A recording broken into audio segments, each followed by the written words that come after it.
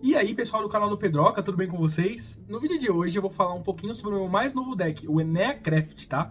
Vulgo Enéas, como muitos estão chamando nos grupos do WhatsApp. E além disso, eu vou mostrar pra vocês qual foi os meus resultados, como funciona o deck e falar também sobre esse torneio muito diferente que eu joguei lá na Shibuya Hobby Store com o deck e que me rendeu esse belíssimo copinho Ultimate aqui do lado, beleza? Então, bom, vamos mostrar primeiro como funciona esse torneio, beleza?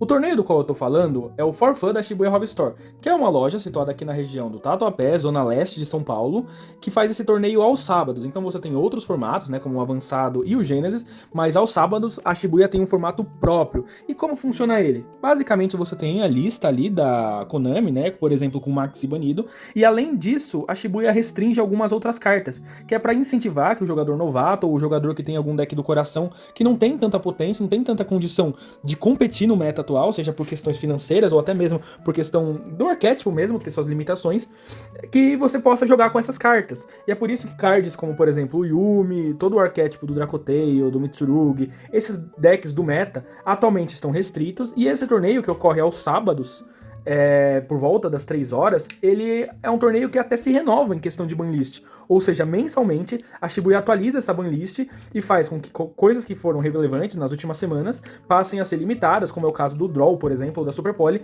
e assim deixando tudo mais democrático. Você pode ver mesmo que todos os Mucharms e todas as Dominos estão banidas desse arquétipo, né, desse formato. O que torna tudo mais interessante e o ponto ideal para você que está retornando no jogo ou que quer testar um deck assim como eu queria com o Eneacraft. Só para você ter uma ideia, os decks que eu enfrentei, né? Eu enfrentei 3 partidas. A primeira foi contra um Blue Eyes Primita, que eu perdi. O Kaiba tava usando 60 cartas, né? O nosso amigo do time.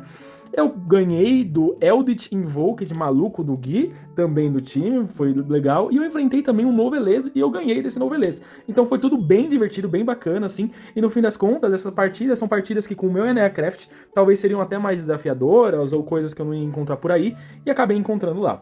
Lembrando que a Shibuya é parceira do canal, então, bom, já fazendo o merchan aqui, se você quiser, você pode fazer suas compras lá na Shibuya Hobby Store, pagar com o cupom PEDROCA5 para ter 5% de desconto nas suas compras acima de R$ 50 em toda a loja, né, acessórios, cartas, playmat, etc. E se você utilizar o Pix, né, do pagamento no site, você também vai ter mais 5% de desconto, ou seja, 10% ao total, beleza? Então vamos pro deck. Bom, então o deck que eu utilizei foi o Eneacraft, vulgo Eneanave. Esse aqui é um deck de controle, ou seja, ele vai se basear na sua estratégia de impedir que seu oponente faça ações e de ir controlando elas e fazendo as suas próprias interações pouco a pouco. A condição de vitória desse deck é dar burn, ou seja, infligir dano à vida do seu oponente e não ficar batendo, batalhando muito, apesar de você fazer isso em muitas situações. E ele é um deck de flip. Um deck de flip com monstros pêndulo, que não querem fazer pêndulo sumo, ou seja, aqueles efeitos na escala que você invoca vários monstros do extra deck face up ou da sua mão, você não quer fazer isso, porque todos eles têm escala 0 ou 0, basicamente, beleza? Então, eu vou mostrar a build que eu utilizei e ao mesmo tempo que eu vou discutindo a build, eu vou também explicando o que o deck pode fazer. Primeiro, e uma das principais características do Eneacraft, esses monstros, eles têm o efeito de você pode revelar qualquer um dos monstros Eneacraft na sua mão e invocar um monstro Eneacraft da sua mão por invocação especial face down no campo. Então eu posso revelar esse mesmo, que é o vermelho, e colocar ele face down do lado do meu campo. E eu posso fazer isso para todos os monstros Eneacraft que eu tenho na mão. Mas uma vez que eu ativei esse efeito, eu não posso mais fazer invocação especial, exceto de monstros do arquétipo, beleza? Então a build que eu estava utilizando usa 3 do pequeno, o vermelho. Esse vermelho aqui, o nome dele é o Orgia, ou Orge AI, né? Enfim. Esse aqui é o amarelo, que é o Alazoneia. Esse é o verde, que é o Okiniria. E o azul, que é o Tromaria, beleza? Tem mais monstros aqui, esses a gente chama de os pequenos, esses aqui os grandes. Eu vou mostrar os grandes depois, primeiro eu vou falar um pouquinho sobre esses pequenos, porque muitas coisas vão ser parecidas. Primeiro, todos os pequenos têm o efeito de que quando você coloca ele na escala, você pode pagar 900 pontos de vida, você revela 3 cards Eneacraft do seu deck, e aí aleatoriamente um deles vem pra mão, sendo que você pode revelar 3 vezes o mesmo card, beleza? Além disso, os pequenos, eles também têm uma característica em comum, porque eles são starters. Então, se todos eles vão fazer isso, você vai meio que querer buscar um ao outro.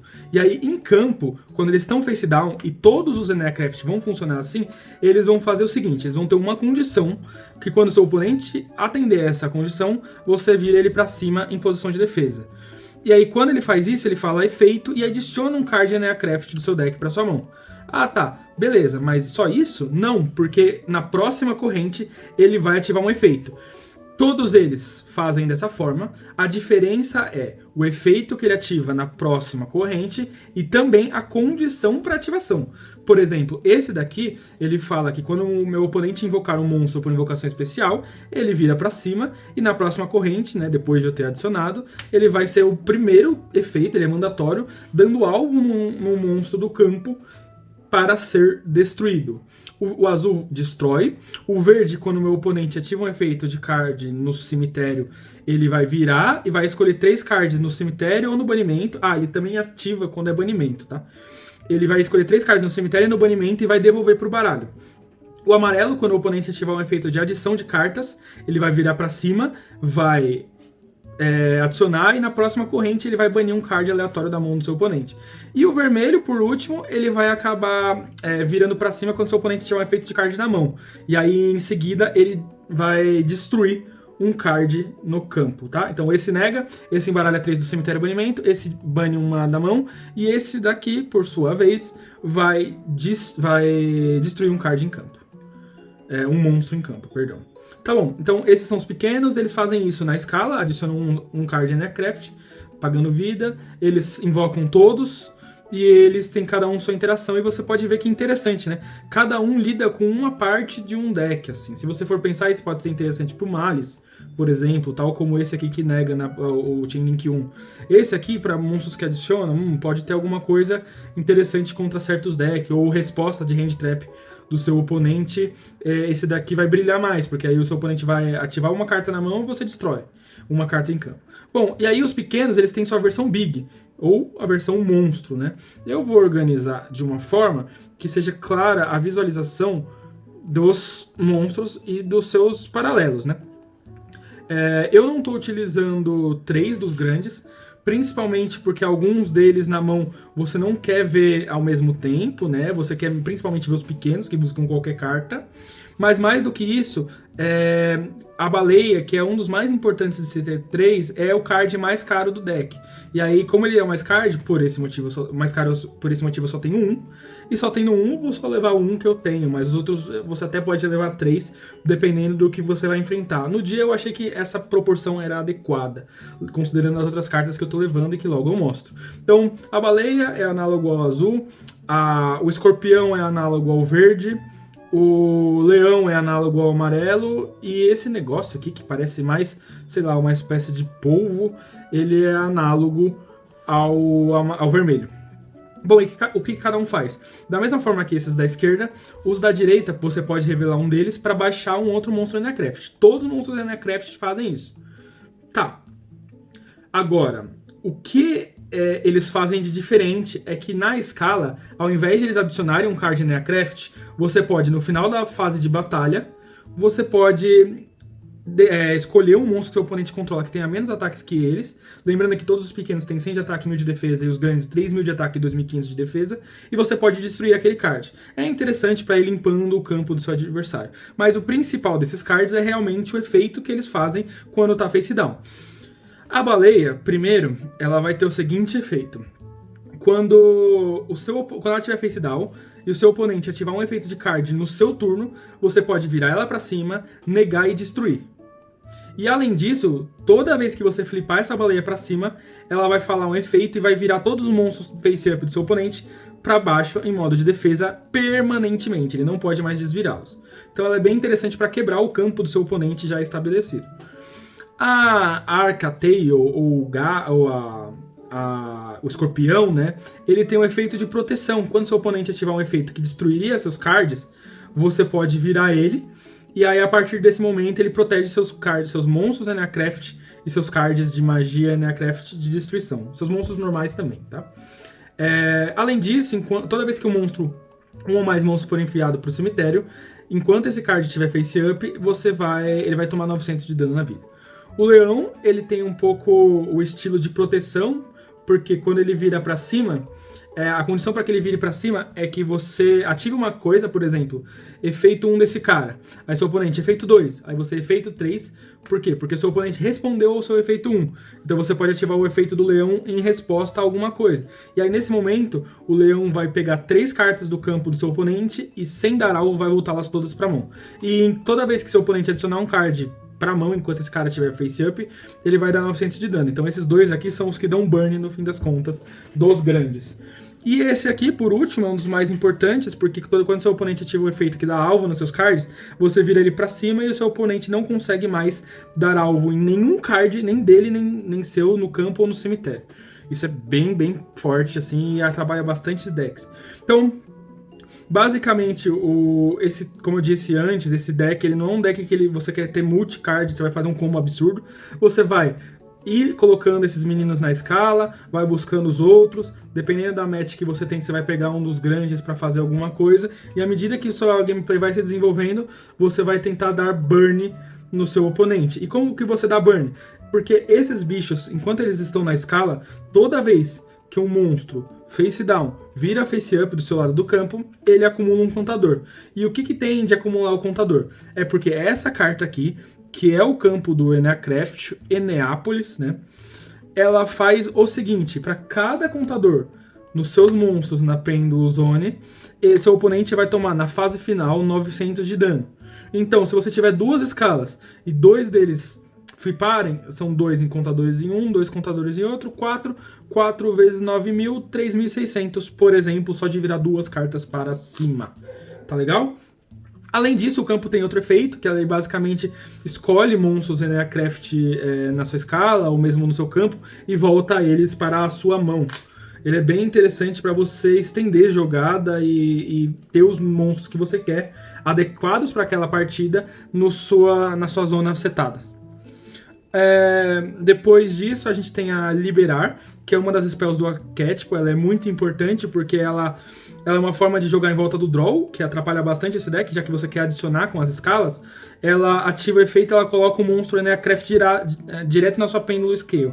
E no cemitério, você pode banir ela, e banindo ela, você pode pegar um Eneacraft que esteja face up no extra deck, ou seja, um monstro Eneacraft que por algum motivo veio pro extra deck, porque foi destruído, ou seja lá o que for, e adicionar ele de volta para sua mão, ou seja, ela gera o follow-up, uma das cartas mais fortes do deck, e foi ela que, quando saiu o suporte dela no OCG, fez o deck ganhar algum pouco de corpo, né? Por último, a gente também tem a Rebirth, ou Reversemento, sei lá como traduziram aqui. Essa carta é interessante porque ela permite você comprar cartas. Então você vai ativar ela, você vai voltar um número que você quiser de Eneacraft monstros da sua mão ou do seu campo para o deck. Então suponhamos que você volta 1, 2, 3, e aí você embaralha eles no seu deck e compra 3 cartas, né? E é uma forma de você acessar outras cartas que você não conseguiu comprar. Mas o principal é o efeito dela no cemitério, que assim como a outra, ativa e ajuda você a interagir com os monstros do seu oponente. Seja porque você ativou o efeito para descer um Eneacraft face down no campo, você pode fazer isso no turno do seu oponente, ou você pode banir ela para virar face up um Eneacraft que estava face down, né? Deixa eu só confirmar, porque eu ainda não peguei todo... Isso, exatamente. A ideia do deck, né? Eu ainda tô me acostumando. Então, isso aqui é o arquétipo, basicamente, né? A gente tem 12 cartas aqui, 2, 4, 6, 7 cartas aqui, dando 19, mais 9, a gente vai a 28 cards, beleza? Esses são os cards oficialmente do arquétipo. Novamente, poderia colocar mais nomes aqui, mas pelas cartas que eu tenho e por não ter 3 baleias, eu decidi completar com algumas tech cards que eu acho interessante. Dentre elas, eu coloquei Sol e Lua. Basicamente, a Sol e Lua tem o efeito de você dar alvo no monstro seu e no monstro do oponente. Se ele tá virado para baixo, você vira para cima. Se ele tá para cima, você vira para baixo e assim por diante.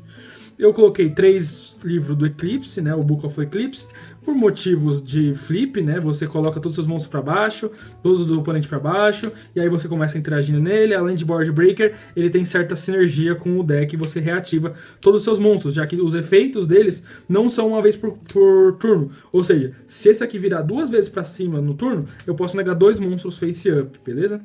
Aí, fissura dimensional, porque como todos os meus monstros são pêndulo, quando eles são destruídos, eles vão pro extra deck, virados para cima. Ou seja, nenhum dos meus monstros cai no cemitério. E essa carta, assim como o famoso Shifter, atrapalha muitos decks, né? Não deixa monstros irem para o cemitério. Sendo assim, eu acho que é assim, fundamental você ter ela, porque ela, além disso, permite você jogar em volta do draw. Além disso, eu tô levando uma Khaled, porque a Khaled é forte contra alguns dos principais decks que são fortes contra esse, como por exemplo o Raigeki do Murakumo, que destrói tudo. Ele é bem poderoso contra isso, mas mais do que isso, ela também permite você jogar pra cima do draw, que é um problema desse deck, e de Purulha. Como esse deck não invoca nada de dentro do deck ou do extra deck, já que você fica travado nos monstros Eneacraft, você só sofre pra Purulha. E aí, por último, eu gosto de levar de main deck, por mais que seja uma armadilha, a Daruma, né? Bom, então esse é o deck que eu utilizei no torneio, tá? São 40 cartas, eu não levei extra deck, pra vocês verem, e o que mostra bastante também sobre o potencial desse deck de ser um deck barato, tá? E como eu falei, ele é um deck de controle, você vai lá, você ativa os monstros na escala, procura outras cartas, vai procurando, até que você monta seu campo, mantém as duas spells no cemitério, se você puder, né? Você não quer os monstros, mas você quer as spells no cemitério, e aí com isso, você vai ser capaz de ir dando burn no seu oponente e controlando as ações dele, né? Eu também levei cartas no side deck, mas como eu ainda tô me habituando com o deck, eu não sabia muito bem que padrão de side montar. Então eu levei 3 Nibiru, padrão. Por que Nibiru? Porque todos esses monstros vão estar virados face down, né? Então se o seu oponente ultrapassar o limite de summons, essa carta aqui é muito interessante. E além do mais, no For Fun você não pode purge, então essa hand trap faz muito mais sentido. Levei 2 draws, porque tá limitado e porque também já estava limitado lá, e porque alguns decks tomam draw, então, bom, é uma carta Floodgate forte, faz sentido na minha cabeça levar. Levei um Shifter, e eu não coloco ele de main deck justamente pelo que eu falei, né, de que você quer ter as cartas de magia no cemitério para você pegar follow-up ou para ser uma interação no turno do seu oponente, e se o Shifter estiver ativo, você não consegue ativar elas. Então eu deixava ele mais como uma opção, eu pesava, né, se ele fosse muito forte contra os meus oponentes, aí eu colocaria ele no deck principal. Do contrário, eu deixava no side. E no fim das contas, eu acabei não subindo ele nenhuma vez. E aí agora, uma das cartas que o pessoal vem usando nesse deck, que é o Demônio da Vaidade. Ele é um monstro tributo de nível 6, ou seja, se você falar efeito do Eneacraft, setar ele no campo e tributar, você já consegue invocar esse cara. E esse cara não deixa nenhum dos dois jogadores fazer invocação especial, ou seja, ele trava bastante as ações do seu oponente, principalmente no momento em que você já tem os seus Eneacraft todos ali em campo. E é uma carta interessante e ajuda em muitas matchups, tá? Então foi basicamente isso, eu vou mostrar um pouquinho, vou tentar pegar uma mão com 2 cards, por exemplo, vou pegar, sei lá, esse daqui, esse aqui, só para mostrar algumas linhas de play. Então você ativa esse cara aqui na escala, fala efeito, essa aqui é a minha mão, tá? Fala efeito e revela 3 monstros, né? Então suponhamos que eu quero acessar os outros, então eu vou revelar 3 do amarelo, aí eu pego um amarelo pra mão e coloco os outros no deck. Aí eu ativo o amarelo, fala efeito, pago mais 900. Aí eu pego 3 do vermelho. Aí revelei os 3 do vermelho, pego um pra mão, os outros voltam pro deck. Aí, aliás, nesse ponto eu confundi. Eu revelo 3 do campo, perdão. Revelo 3 do campo, pego um campo. Aí eu ativo o campo, falo o efeito do campo, volto esses 2 pra minha mão. Porque o campo ele tem essa capacidade de voltar os cards pra sua mão uma vez por turno, né? Aí o vermelho, acho que o azul e o amarelo já foi, né? Ou foi o verde, não lembro, agora me confundi, mas enfim. Suponhamos que, bom, se foi esse, inverte, né? Mas enfim, ativo o azul, fala efeito, pago 900, revelo 3 do vermelho, ou até melhor que o vermelho, é você revelar direto essa spell. Você revela 3, pega ela pra mão, ativa a spell e coloca o vermelho direto na escala. E aí, você tem lá no seu cemitério, você já tem aquele follow-up que você bane ela e consegue recuperar. Aí você fala efeito desse, revela 3 da Revert, que é essa carta aqui, pega ela pra mão. Aí você pensa, ativa ela e vê como que você vai lidar melhor contra o seu oponente. Qual dessas cartas pode ser mais útil? Então suponhamos que sejam essas duas aqui, por exemplo. Então você pega essas duas, coloca elas no deck, embaralha. E aí uma vez embaralhada você vai comprar 2 cartas que eu vou deixar viradas para baixo, né? Só para deixar ilustrativo. Aí você vai ter 4 cartas na mão, sendo que você aumentou o número de cartas, né? Lembrando que eu comecei a partir de 2 cartas e eu já tenho jogo 1, 2, 3, 4, 5, 6, 7. Eu fiz vantagem. Com 2 cartas eu fiz 7. né? E aí eu começo a declarar o efeito, coloco ele virado para baixo. Declaro o efeito, coloco ele virado para baixo. Eu posso só declarar o efeito desse aqui e colocar esse aqui para baixo. Declarar o efeito desse e colocar esse para baixo. E aí se fossem outros, por exemplo, dependendo do recurso que vem, você pode utilizar as cartas ao seu bel prazer. Tá legal? E aí é isso, assim, as minhas experiências e minhas impressões sobre o Eneacraft, né, são as seguintes. Esse deck, ele não é muito forte contra nada, mas ele é muito honesto contra tudo. Ou seja, em outras palavras, ele é um deck que pode se sair muito bem, mesmo em matchups que em tese seriam complicadas ou desafiadores para outros decks. Esse deck ele tem artifícios para lidar com diversas delas. A questão só, né, é se isso vai ser o suficiente. Em breve deverá ter suporte para ele, né? Mas ficamos no aguardo.